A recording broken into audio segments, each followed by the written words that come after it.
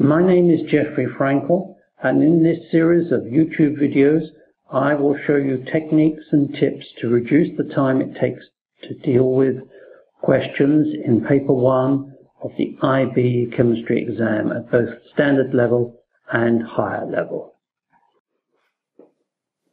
In this case, the examiner is simply checking, do you know what a reactant is? Do you know what a product is?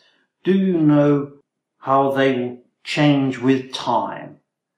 And if this is the concentration of products and reactants and this is the time, you should know that those graphs that are falling, 3 and 4, are due to the concentrations of A and B, which must be falling. Whereas the graphs that are rising, 2 and 1, they must be due to the concentrations of C and D, the reactants. So products are 1 and 2, reactants are 3 and 4. Product 1 and 2, reactant 3 and 4. So this is C.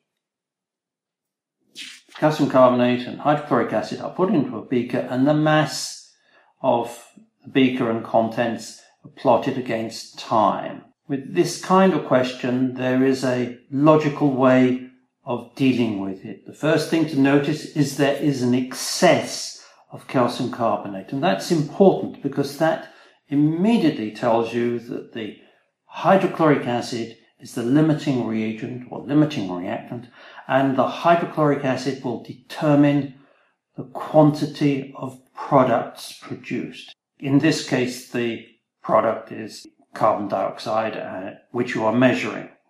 There is also calcium chloride, but you're not measuring this. And you're measuring the carbon dioxide by the loss of mass of the system. So we set up the system and we get line 1. What changes can we make to the system to get line 2?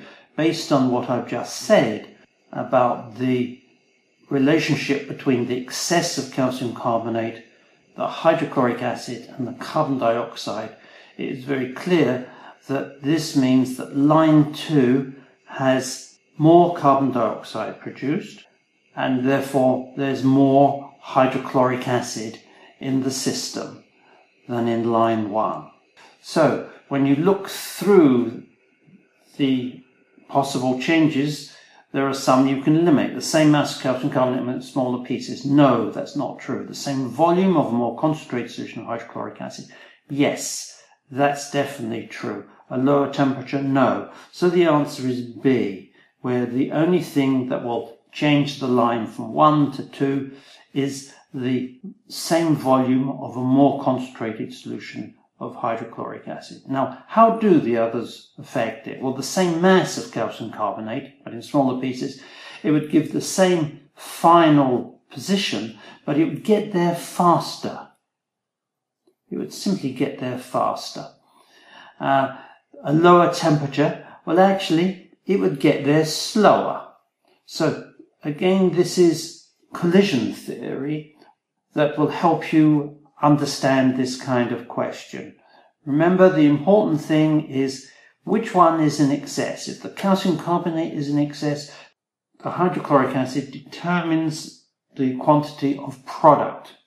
And in this particular case, with an excess of calcium carbonate, you can change the rate of the reaction by changing the strength of the hydrochloric acid.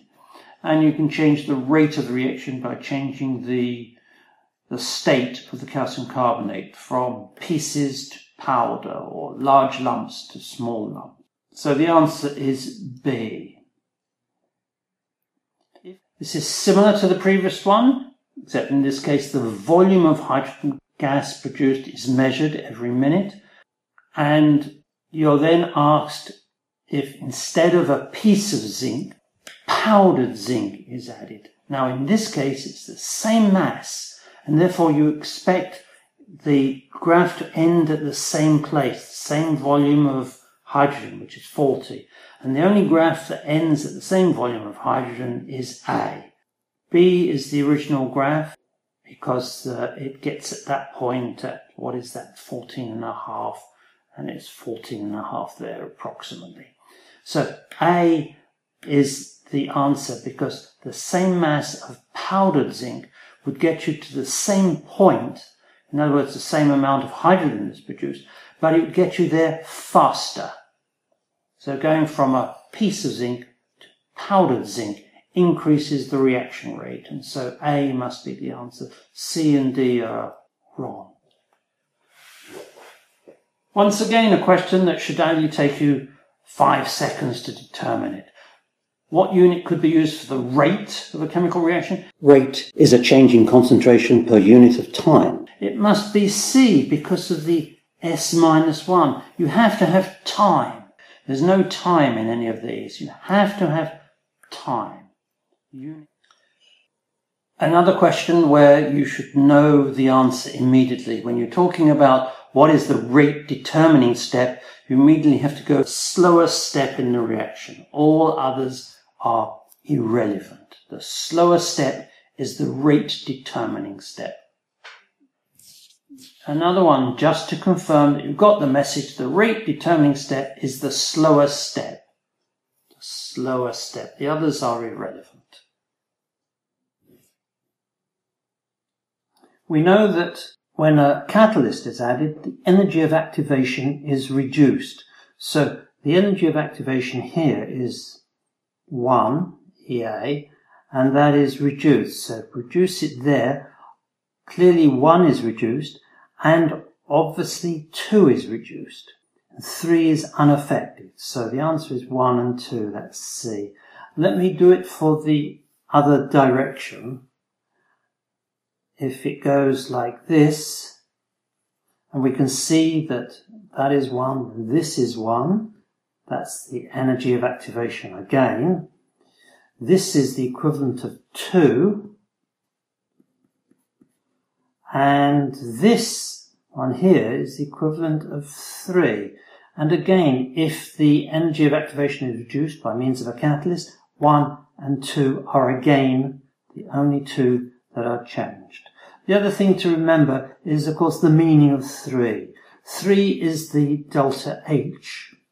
And since the delta H has gone from there to there, it is positive.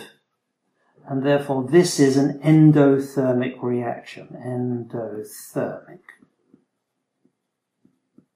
And in this case, the 3 has gone from there down to there. So the delta H in this case is negative, and that is an exothermic reaction. This amount of heat is given out to the atmosphere, and in this case this amount of heat is taken in by the reaction. The reason I'm telling you this is sometimes the examiners do put 2 different topics into a question. In order to do this kind of problem, you need to have a logical process to follow. The first thing to decide is one of the reactants in excess, or are the reactants present in proportion to the chemical equation? In this case, it's clear calcium carbonate is in excess. This means that the other reactant, in this case hydrochloric acid, is the limiting reactant and will determine the quantity of product produced. So the hydrochloric acid will determine the volume of carbon dioxide produced at the end of the reaction. So it's the quantity of hydrochloric acid that determines the position of this line and the position of this line. When we look at this solution of hydrochloric acid and look at this solution of hydrochloric acid, we can see that this is twice the quantity of that. And therefore we can say that this line here is produced by this quantity of hydrochloric acid, and this line here is produced by this quantity of hydrochloric acid. So we can say that this quantity of hydrochloric acid is responsible for lines 3 or 4, and this quantity of hydrochloric acid is responsible for lines 1 or 2. We then look at this one and we realize it's the same quantity of hydrochloric acid as this, 25 centimeters cubed of 2 molar per decimeter cubed is the same quantity of hydrochloric acid as 50 centimeters cubed of 1 molar decimeter cubed. We know that this quantity of hydrochloric acid also refers to this line, and since the concentration is greater than this concentration, we know that this must be the steepest line, 1. So this one is 1. And therefore, this other line, 2, must be the more dilute concentration, is 2. So we can ignore 1. So we now know that this concentration and quantity of hydrochloric acid produces line 1, which can be any one of those 3. This concentration of hydrochloric acid and quantity produces line 2, which brings us down to there.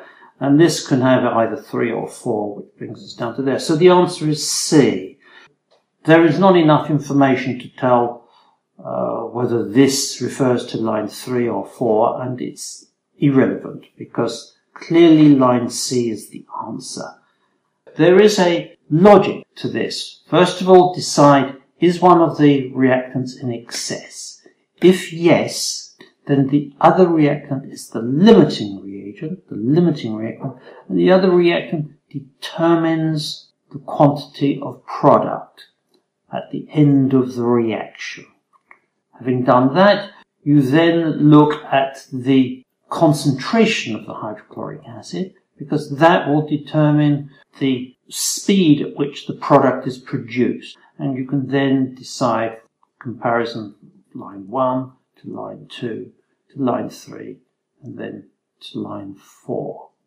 There are variations of this question. One of the variations is that the calcium carbonate could be given to you in different forms. It could be pellets of calcium carbonate and powdered calcium carbonate, and that would affect the rate of reaction. It could be large pellets and small pellets. That would affect the rate of reaction. It's also possible for this to be, instead of powdered calcium carbonate, this could be zinc and hydrochloric acid, or it could be magnesium and hydrochloric acid. In those cases, the gas coming off would be hydrogen, and this would measure the volume of hydrogen. So, there is a simple logic to answering these questions, and in this case, the answer is C. This is one of those questions where students start trying to remember the curves that are necessary. It's not that difficult. They tell you in the first sentence, X and Y react. Therefore, the concentration of Y must fall, and the only one in which it falls is D. D, whichever way you want to write it. In the others, the concentration is rising. Therefore, that's a product, that's a product, that's a product. This is the only one that's a reactant. The Maxwell-Boltzmann curve comes up very infrequently in examinations, either in paper 1 or in paper 2. However, the ideas are very simple, and the number of questions they can ask you are also very few. It's based around this curve, where the number of particles is plotted against the kinetic energy. Sometimes the probability is plotted. Probability. And essentially what it means is all the particles in the system, whatever it is that the system you're discussing, all the particles in the system are within this curve, within this area. And that in terms of probability, the probability of this area is given the number 1, or given the value 1. And most, shall we say 60% of the particles have energy around this area. Okay. Now the ones that are going to react are those that are greater than the activation energy. And let's assume for the moment that the activation energy of the particular reaction is E2A. I've chosen the highest one for a reason, and you'll see that in a minute. So if this is the normal activation energy, then all of these particles will react. That's what this curve is saying. If the activation energy is reduced by some means to E1A, then all of these particles will be available for reaction because they have the necessary energy. Let me now talk about temperature. This is at a particular temperature. Let's call it temperature T1. If you raise the temperature, then the curve has to change, but because the total number of particles still remains the same, or the probability still remains 1, then if you raise the temperature, then what happens is the curve goes like that, so that you have more particles at the higher end, and the peak is lower. So this would be T2, where T2 is a greater temperature than T1. In addition, if you had a lower temperature, then the curve is moved to the left. There's a peak there, and then there are fewer particles at the top end. And this is T3. So that's T1. And that will have a temperature T3. So that shows you how the curve changes. We're interested in the particles that have greater energy than the activation energy, in this case E2A. With the lowest temperature, they have the fewest number of particles. With the highest temperature, T2, they have the most number of particles with the energy greater than E2A. What is E1A? E1A is simply a lower activation energy, and it can only be produced by a catalyst. The normal reaction has an activation energy of E2A, and all of these particles will react depending on the temperature. If you introduce a catalyst, it provides a mechanism or a pathway that is different from the normal reaction mechanism or pathway. And that catalytic reaction mechanism or catalytic pathway has a lower activation energy, so that more particles have greater energy than that catalytic activation energy value.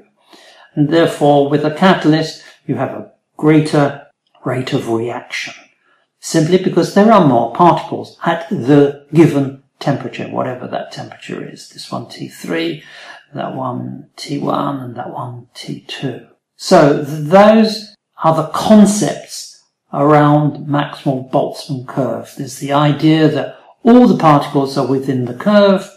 The temperature changes according this way. The higher the temperature, the lower the peak, and then more particles at the top end and fewer particles at the bottom end. And with a catalyst, the activation energy is lowered. So when you look through this, why is E1A smaller than E2A? We know it must be due to a catalyst, and let's look through that. So activation energy of E2 suggests the presence of a catalyst. No, it doesn't. That's the normal activation energy. Activation energy of E1 suggests the presence of a catalyst. Yes. Yes. If there are two activation energies given to you, the lowest one is evidence of the catalyst, and the highest one is the normal, non-catalyzed reaction. If you found this YouTube video helpful, please say you like it and subscribe to my channel, and look at my other YouTube videos. Thank you.